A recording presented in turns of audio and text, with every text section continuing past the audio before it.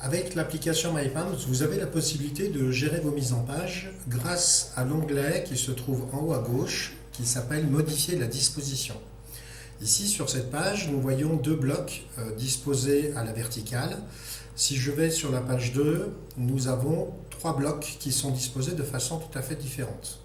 Si je veux changer cette disposition, il me suffit donc de cliquer sur cet onglet et Palms vous propose des modèles différents en fonction de ce que vous souhaitez. On voit ici en bleu le modèle qui a été utilisé. Si je clique sur la disposition des blocs à l'horizontale, je vois tout de suite que la disposition est différente. Si je veux conserver cette disposition, je la valide et elle est conservée.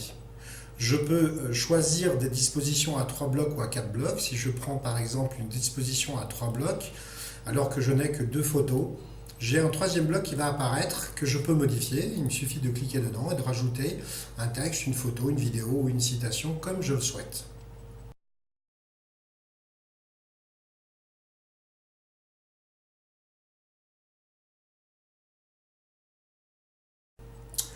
On peut donc modifier la mise en page en ajoutant un bloc. Il suffit pour cela d'utiliser encore une fois l'onglet Modifier la disposition.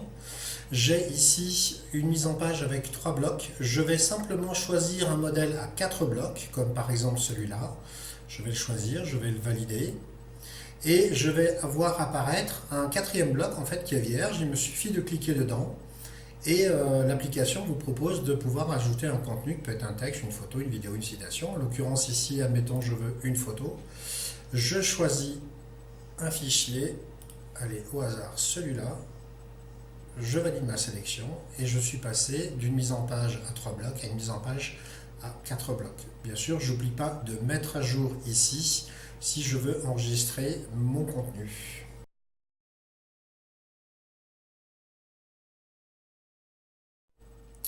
Comment modifier une image dans un bloc? Comme on peut s'en apercevoir ici, on a deux blocs en fait qui sont verticaux. Et les images que vous allez importer peuvent être dans des formats qui sont différents. Alors si par exemple je prends cette image, je clique dans l'icône ici, pardon, modifier, je m'aperçois que ici j'ai une image qui est en portrait.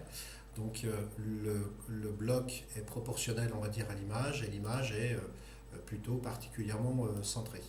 Par contre, ici, sur cette image, je clique sur le bloc modifié, j'ai une image qui, elle, est en paysage alors que mon bloc, lui, il est sur la longueur, il est en portrait. Alors je peux ajuster l'image grâce à ce petit filtre ici. Ce que je dois faire, attention, c'est de bien finalement sélectionner l'image proportionnellement à mon bloc, c'est-à-dire ici plutôt dans le sens de la longueur. J'enregistre. Et ainsi, en fait, mon image en fait, est rectifiée et mieux centrée. C'est tout simple. L'icône se trouve ici. Vous cliquez là et vous faites vos ajustements. Ne pas oublier d'enregistrer vos modifs de façon à ce que votre image en tienne compte. Voilà, vous voyez ici, j'ai validé. Elle n'est pas centrée. Je recommence. Je la mets de façon plus proportionnée et mieux centrée. Elle est ajustée.